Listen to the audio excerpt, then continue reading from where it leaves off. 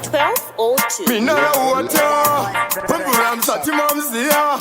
Ripe, Fantana levels, Tofamunga, Iandoda Kukuchunai, Dio in on secret, don't tell somebody, Yango Tengero, Yogati Iwe, Wacha, Watengero Friziti, Usa Sokudam Saka, don't do that, Fantan in the Tendereku Fura Umbe, the Tendereku Fura Umbe,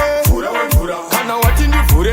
and no Fura, Sinda Kuta, there's a go to Sastaura, the Tendereku Fura Umbe,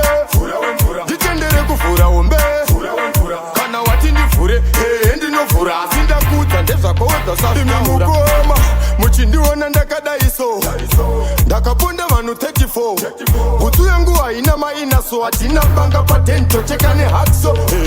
Mtara wangu ndifata we kuroma Kabuda offside na moms kukadoma iwe Doko na kungo famba ndaka shamanji Deteron mapotan maburi chinona Ditendere kufura umbe Ditendere kufura umbe Kana watindi fure endi no fura Sinda kuta ndeza koweka sastaura Ditendere kufura umbe Ditendere kufura umbe Kana watindi fure endi no fura Sinda kuta ndeza koweka sastaura Momsi vangu ndivo DJ wangu Sabonzo tine filing sipaten pangu imi Lasti ndiye first pony yangu Aiterwa na tulani mwana watano wangu imi Saka is secret behind Remember ndakachinjiza zitari G-tight Ndinonyanyo farisa ndauna mouth Handawe yangu ine mapout Panjani ditendere kufura umbe Ditendere kufura umbe Kana watindi fure endi no fura Sinda kuta ndeza koweka sastaura Ditendere kufura umbe Ditendere kufura umbe Kana watindi fure endi no fura Sinda kuta ndeza koweka sastaura Imemukoma Muchindi wana ndakada iso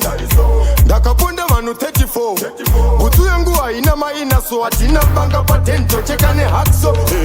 Mtara wangu ndifata we kuroma Kabuda offside na moms kukadoma iwe Doko na kungo famba ndaka shamanji Deteron mapotan maburi chinona Ditendere kufura umbe Ditendere kufura umbe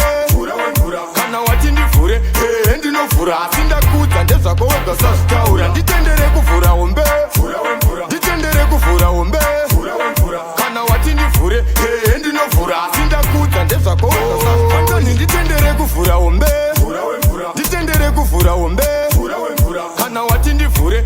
endi no fura Sinda kuta ndeza koweka sastaura Ditendere kufura umbe Ditendere kufura umbe Kana watindi fure endi no fura Sinda kuta ndeza koweka sastaura